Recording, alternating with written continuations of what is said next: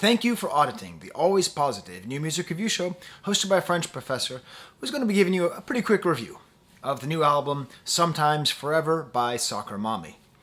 It's funny because the title Sometimes Forever reminds me a lot of that Drake album that came out last week, Actually Never Mind.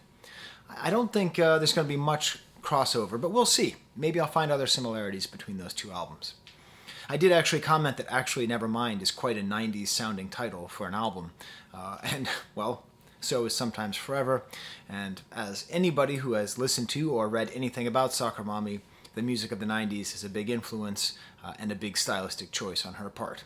But before I really get into my little diatribe on music from the 90s, which is coming, I want to talk about just Soccer Mommy in general. So, I first heard about her from my sister-in-law, and I'm very lucky to have brothers who care about music and have great taste, who are then married to women who have great taste in music and share their interests with me as well. So I was all kind of ready and psyched to listen to it, knowing that she had good sort of rock sensibilities. And I liked her last album, The Color Theory. I reviewed that. You can click on the banana if you want to see my review of that album. And when I listened to this new album, Sometimes Forever, the first time I listened to it, I thought, well, this is very, very similar to the last one. The vocals, the production, the songwriting. It sounds like a nice continuation from the last place that she was. And then I listened to Color Theory again, and I realized Sometimes Forever is a huge leap. It's actually radically different. Not so much in its songwriting, not so much in the vocal presentation, but in the production, which is done by Daniel Lopatin. I'm just going to call him that, because I don't know how to pronounce 103trix.never. 102 tricks are for kids. I don't really know how to say this guy's name. It's cool. You know, he did a lot of good work with The Weeknd on The Weeknd's last album. And The Weeknd's from Canada and sometimes works with Drake. It all matches up. Here we go. I think I'm done now.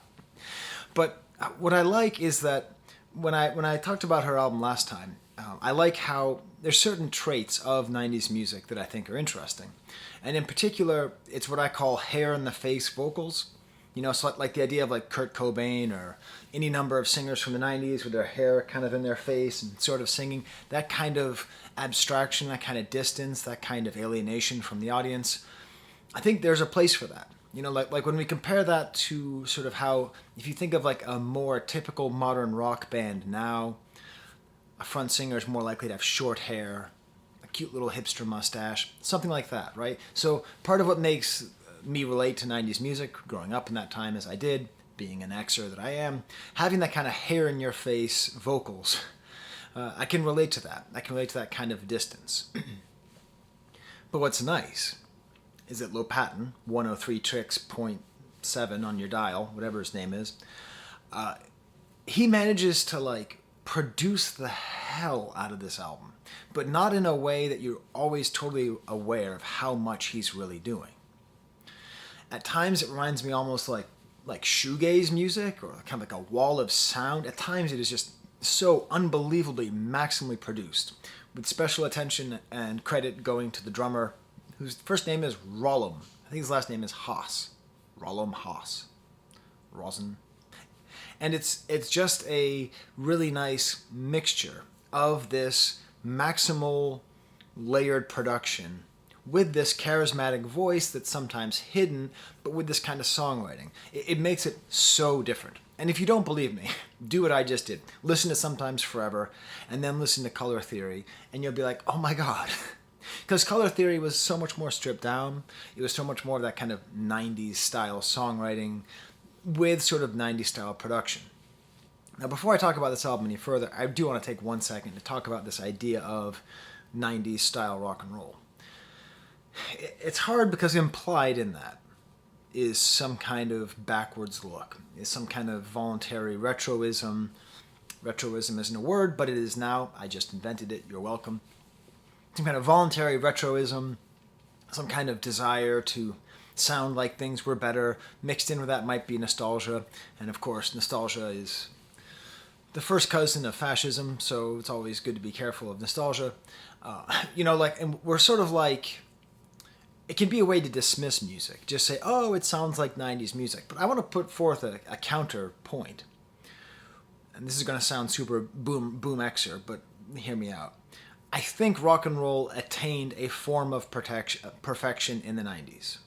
Like, I think it was at that point, in between where Pro Tools and all the different studio stuff and 1,000 different takes for vocals and a certain level of production, before that so took over in the 2000s, before technology so took over, but sort of after technology already kind of wiped out the old rock was better in the 60s people, and you had electronic keyboards, you still had electronic music, electronic sounds, sound effects, etc. It's not like it was totally analog. There's something about the 90s, and in particular 90s rock, that reached a certain level of sort of pre-computer perfection. So I actually don't think it's affect to make music that sounds like that, because that was basically the last stop. Because every other rock band since then, if they don't use those tools, if they don't sound like that, it's a conscious choice. It's a decision. It is some form of affect. So I realize that's why 90s rock revival sounds, or whatever it is you want to say, 90s retroism, is actually good, especially when the songwriting's good and when the singing's good, as it is in this album. So I'm going to give you my stamp. That's my example song. It'll be the song called Shotgun. Click on the banana to hear the song. I think there's a video for it as well. Here's where we really get a lot of that 90s sound, especially that 90s atmosphere, this bass line leading with a drum underneath, and the drummer, that Rollum Haas dude, is like hitting the rim of the snare. A nice sound. It creates this great groove. Like just a groove. Just a really nice, deep groove. I don't want to start throwing out bands that it makes me think of, because that's going to get annoying really quickly. So I won't. Feel free to tell me in the comments what songs remind you of what 90s bands. But I will tell you that it reminds me a lot of the music that I liked back then. And then we get to the chorus. And the first time I heard this chorus, I hated it. Whenever you want me, I couldn't stand it. I thought, like, you know what, this album maybe isn't good.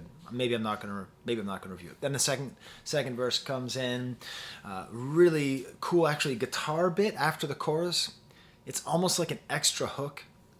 Like when we're talking about what makes shoegaze music good, and in particular, obviously, like My Bloody Valentine, how they're able to create little tiny hooks that come out of nowhere. They're basically like instances, like things that happen once or maybe twice, but aren't like the clear center of the song. This album is filled with little tiny melodies, little tiny moments like that, like the after chorus here. And then as I was listening to that second verse, all of a sudden, I found myself waiting for the chorus. Whenever you want. Now I wanted to hear it.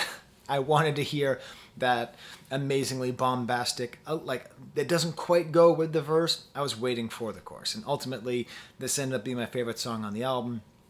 Probably part of it came from that kind of jarring nature between the verse and the chorus. The lyrics themselves, whenever you want me, I'll be around. I'm a bullet in a shotgun waiting to sound. Isn't there a Licky Lee song with the exact same idea of the chorus, of being a shotgun? I don't know. I wasn't really listening to music back then, but that was like one of like 5 albums I listened to in that decade. And I'm pretty sure there's a Licky Lee song kind of in that way. She describes it as being the joys of losing yourself in love. I read that in an interview, which is funny because referring to yourself as a bullet in a shotgun.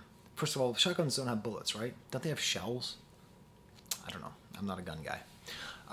But, like referring to yourself as that, like basically saying like you can use me whenever you want, that doesn't sound like joy.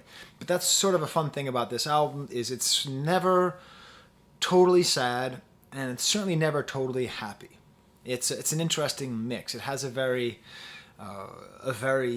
clear muddiness in its emotional register. Like I wouldn't listen to this when I'm sad, because, oh, she's so sad and she's helping me feel it. And I wouldn't listen to it when I'm happy because it's walking on sunshine, ooh yeah.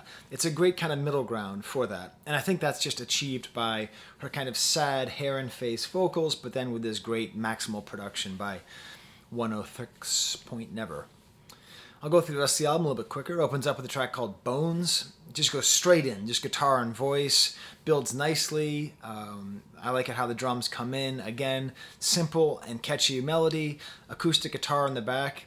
I'm trying to like picture what Low Patton's mixer screen must have looked like, because there are so many layers on this album. It's really astounding. One thing I'll say about her voice is that it's rare to have a voice that's charismatic and weak.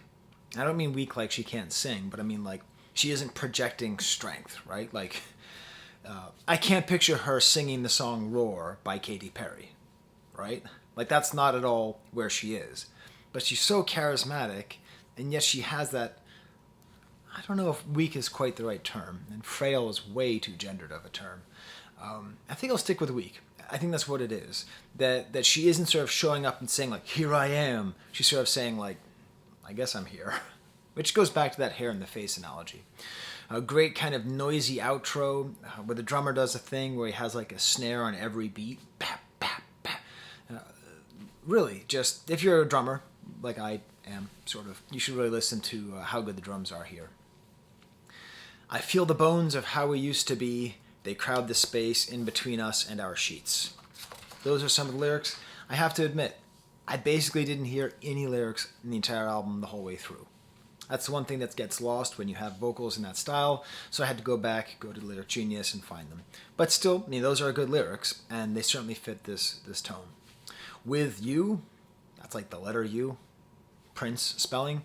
And here it's fun because that first song's a little bit minimal compared to the rest of the album. And then we get this song which just announces how maximal it's going to be, how 103trix.never is going to be. Get these descending chords, these huge synth lines. The voice is clear, but I still don't pick it up. A very catchy chorus.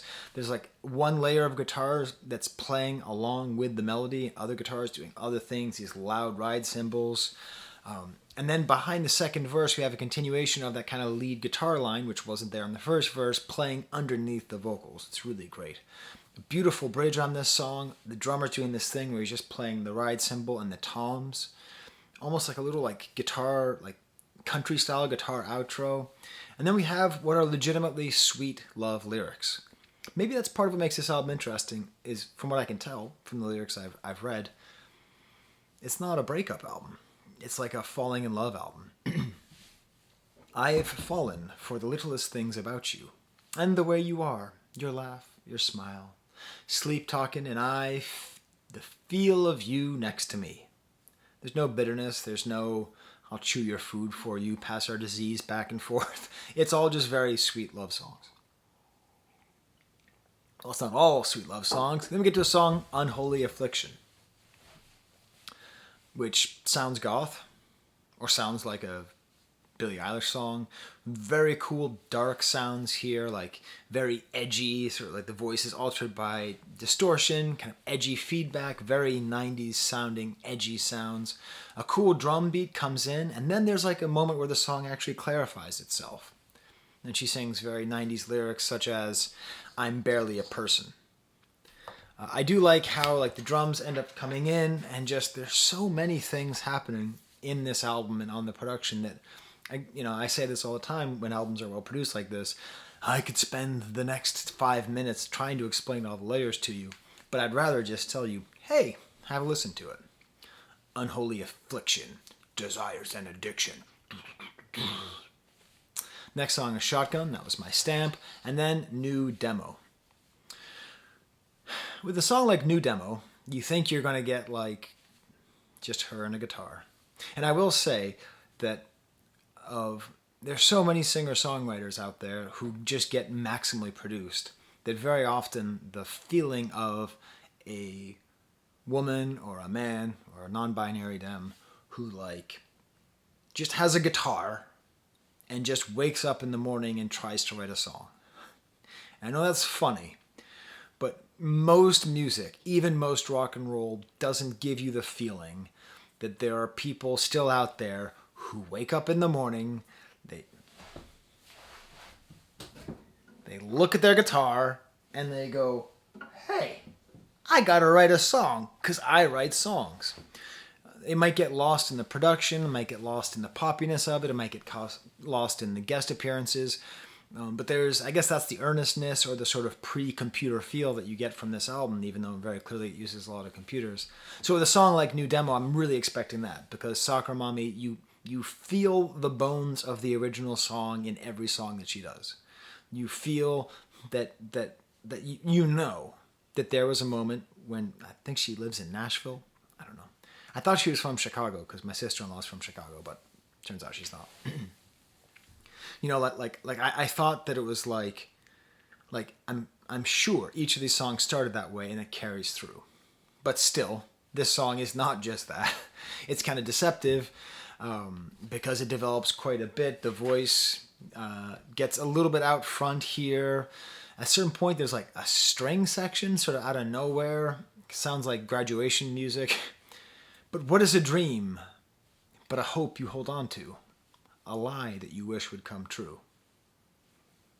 Yeah. And then it goes back to just guitars. Okay. So I'm a positive guy, right? I only give positive reviews. That's my thing. I do not like what's happening with my hair, but I'm still positive. It's starting to get floppy. Get back there. I'm a positive guy, so I don't like talking about things. I don't like dwelling on things I don't like. But I do think at the end of this song, the project does too much. It did too much. Okay, there's too much stuff on it, right? Like there's like these kind of like claps and maybe mandolins, and there's like a sloppiness, and it just feels like it's the one time on the album where 103.7 like went too far, and Soccer Mommy didn't put herself enough forward. But that's okay, because then we get to the song Darkness Forever. Voice and bass, almost like trip-hoppy, you know, like 90s trip-hop. You know. But then the drums come in and they're all like messed up. And what I like about this is the space that the song has. It's funny because it actually reminds me a little bit of like some sections of Abbey Road. I know it's kind of a weird comparison, but it does. I really like the back half of the song where those chopped up drums, the chopped up kind of 90 drums, are replaced with that real drummer. The lyrics... I could do without. I mean, it's okay. It's like, hey, suicide is painless. It brings on many changes. Kind of suey fuel music. Head in the oven didn't sound so crazy. My brain was burning hot to the touch. I do like that follow-up. The idea that like sticking your head in the oven is a way to get your brain to stop being on fire. That's actually a really good line. I don't like it because I don't like suicide, but I like that lyric. Don't Ask Me is the next song. This is, I would say, along with the New Demo one of my less favorite songs on the album. It's just a full 90s style indie pop song. The drums here. So, my brother had a band, Small Town No Airport, one of my favorite bands. Someday I'm probably going to do a video talking about their importance to my musical taste. But they had a drummer who's now like a world-class drummer. But at the time he was like a young kid. And he would just, like all of his drum beats were too busy. Like all of his drum beats. So, if you have like a drum, it's like 100% of his beats were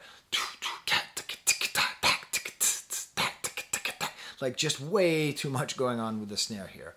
And that was followed by me when I made music. I also played drums because I wanted to be like him. So, like, all my early drum beats are all just way too much snare going on here. And then if you take a step back in the 90s, you kind of take a step back and you realize that was kind of the vibe. I almost said that was kind of the vibe. I wasn't trying to sound like a young person. I was actually just sounding like that. It was the vibe back then. That kind of weird, funky thing here. And this is that Zeke 90s drum beat.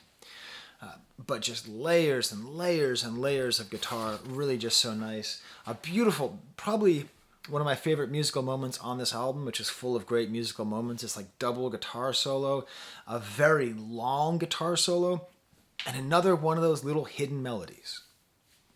If you're a big fan of this album, tell me what are your, like what hidden melodies am I missing? Because they sneak in all these little hidden melodies all over the place. These are just the most 90s lyrics. No longer vacant, no longer chasing, No longer searching for something that will set me free, for who I am and who I will always be. Always be. Whatever, man. Let's drink some OK Soda. People don't believe, by the way, that OK Soda existed. It is true. If you need to like distill the 1990s, the exploitation of the 1990s ethos by corporate America, look up OK Soda made by Coca-Cola. The idea was that it wasn't very good, and you would get people like me to buy it and drink it, which I did. And then I went back to drinking Coke because it wasn't very good. Fire in the Driveway, great title. I love this. Remember I was talking about how you feel the bones of each song? Here you just hear this acoustic guitar, simple box chords, more emotional weight to the song. I think that's one of my favorite things about it is the emotional weight here. I know it's not wrong to leave you to the dogs, but I can't watch them tear into your skin. Maybe a little bit of a breakup here after all. A beautiful a cappella breakdown with some swirling behind. Next song, Following Eyes. Very cool production again. These drums and these rumbling toms and underwater sounds and tambourines. Very simple like guitar comes in. And I don't know, it's like it's kind of like that, like a plucked guitar line, kind of Western sounding.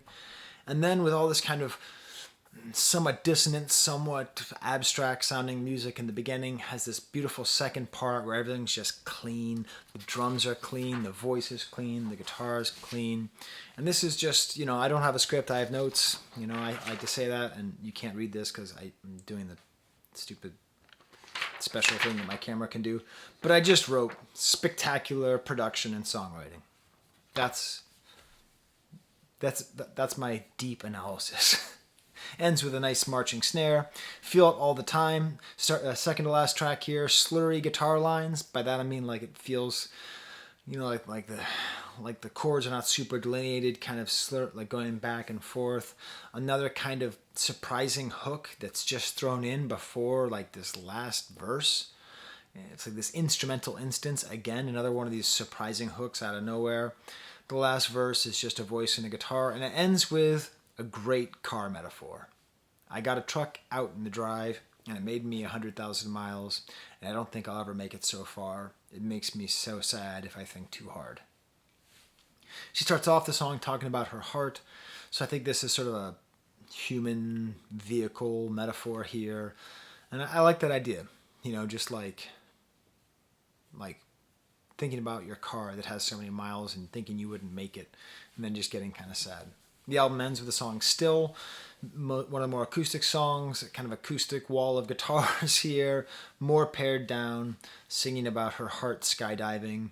And then what I realized about this song is that it works perfectly to match the first song. So I don't know if artists do this or not, but a lot of us listen to albums on streaming services, and a lot of us, especially me, have it on repeat so that it just starts over again. And it creates an interesting conversation between the last song and the first song. Right? Like, there's album breaks, and we know that. We know the beginning of side B has a different weight than the middle of side A, right? But this last track into first track, this helps the whole album to have this kind of full feel where we have this kind of start off simple and then go out to this super maximally produced thing and then end somewhat simple.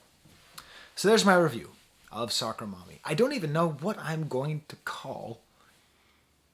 I'm trying to think, like, what am I even going to title this video?